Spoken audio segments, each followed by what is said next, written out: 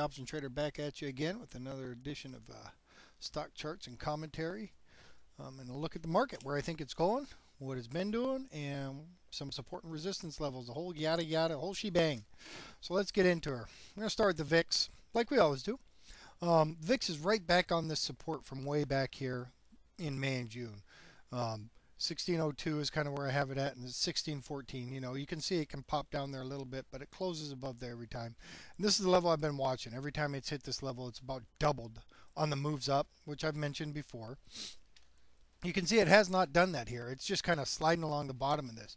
Now, the one thing about these support lines is the longer you spend on them, the more time it spends on it, the easier it gets to break them, and the more likely it is to break it.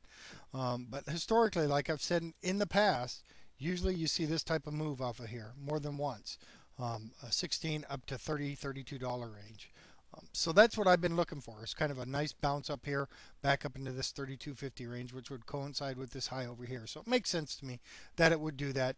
Again, though, the longer it stays on here, the more I'm going to lean towards this breaking and the market going higher.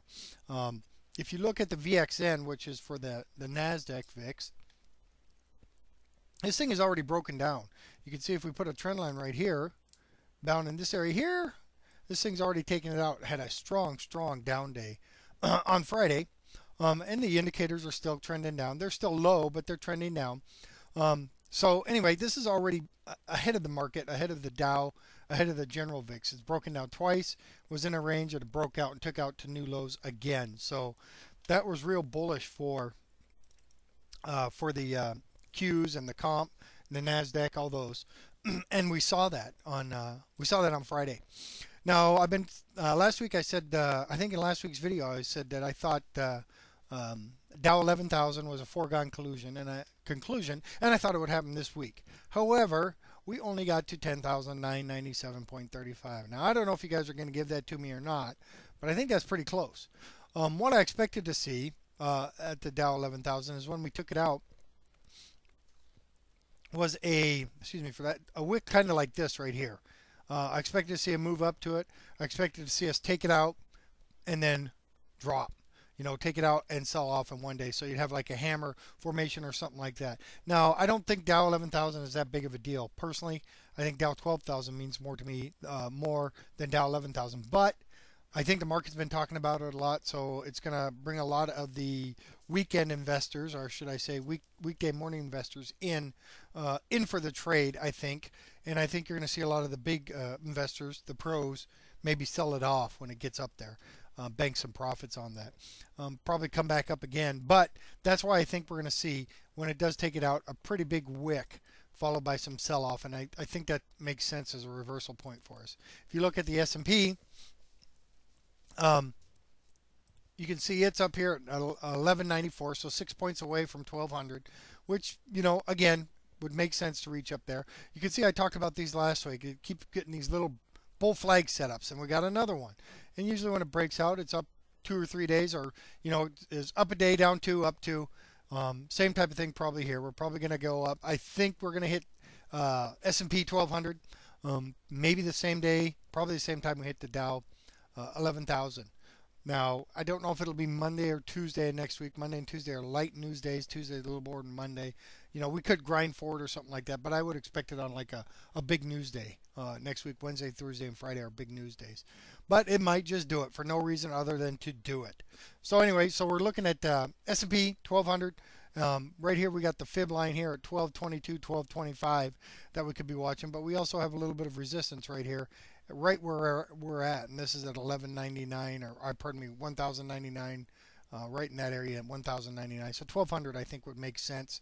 It coincides with this bottom down in here, and as I've been talking about, the NASDAQ has been just on fire, and it's rallied all the way back up. I even put red lines up here now in the past, so you know what those are, but it's rallying right back up into that high back here, which occurred in August of 2008. And then here's the other high, which was June in the same year. So June 2008, August 2008. Both of them offered really good resistance off rallies and I expect them to do it again. Usually resistance points like that offer pretty significant resistance. So that's 24.74 on the NASDAQ. And you can see the NASDAQ has just been busting up this uptrend line, busted up here, took out this, it consolidated, took it out. Now it's heading back up, and I think we're going to see some significant resistance. In fact, what I think is if all three of them hit those resistance that I've shown you on the same day, it would make a really great point for a turnaround and at least a short-term sell-off. You know, like on the NASDAQ, maybe down here to 23.30 area, something like that. But I think we're going to see a pretty good move, kind of like this, when we do get a sell-off, pretty significant downturn. I don't know that it'll be the turn of this market. It still looks like it's still got some strength. I mean, if you just look at it here, what would make the most sense to me would be something along the lines of coming down to here, coming back up, and if we make this lower high, then maybe a head and shoulders type formation here. However, those seem to fail when everybody knows about them. So those are your indices. Those are what we've been watching. And one more, we'll look at the RUT. As I said, this too has been like the NASDAQ, just been powering through like a monster. It took out this low, which the NASDAQ has, or the SPX still has on support. It's taken out the highs, it's consolidating, it's moving up.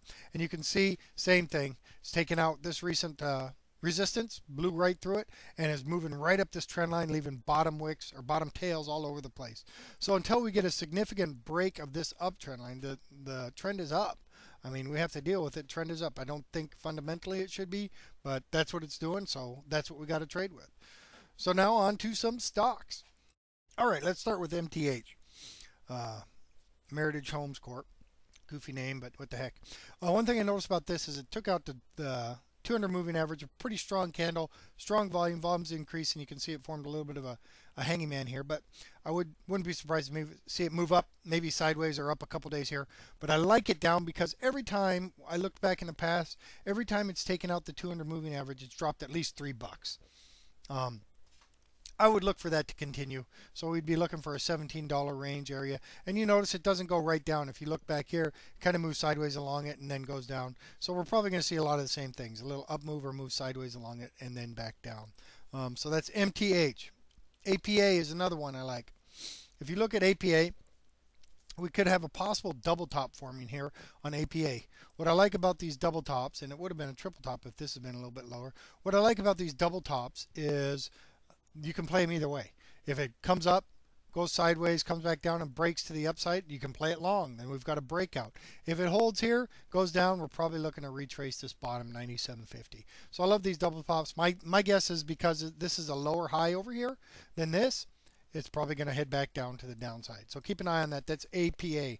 T, this is one I've talked about a couple times this last few weeks. AT&T. You can see this head and shoulders formation I've been watching. Left shoulder, head, right shoulder.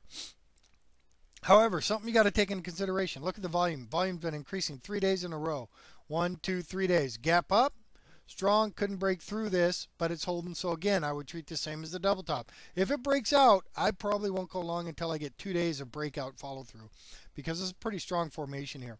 If it holds and goes sideways or plays right along here and starts turning down, I'd be looking for a retest of 24.50 on this. Okay, so then we'd be looking at a head and shoulders formation. So that's AT&T or T. Here's another one, ADP. There's a couple bullish ones I'll show you real quick. ADP is on support here, which is the highs from December of last year. It looks like it held with a real nice hanging man formation right on it. This is my area of support, which coincides over here. And it looks like it wants to take off here again. Wouldn't be surprised to see it do a slow move and maybe come and reach this trend line eventually and follow this thing up. But again, I like it because you can trade it to either side. Right now I'm long on this. Or I'm not long of it, but I'll be looking to trade long on it. My forecast long. And then another one. This is Adobe. I've traded this quite a bit. This is a bullish engulfing candle right here.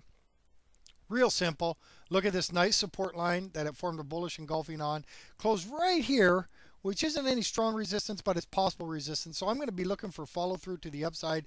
The volume was okay, not great. I'd rather see something like this, where it gapped up, but it sold right off. So I could see this coming back up, and we're going to have some resistance right here at 36.50. But I could see this moving up pretty easily. Okay, it's post-earnings trade, which I like. So that's it for this week. Wednesday, Thursday, Friday, a lot of data coming out. Be watching for some moves then. Monday and Tuesday, not so much. I'll be traveling late next week, so I may not be able to post all that much. That'll be the AK Option Trader signing off. Trade well and prosper.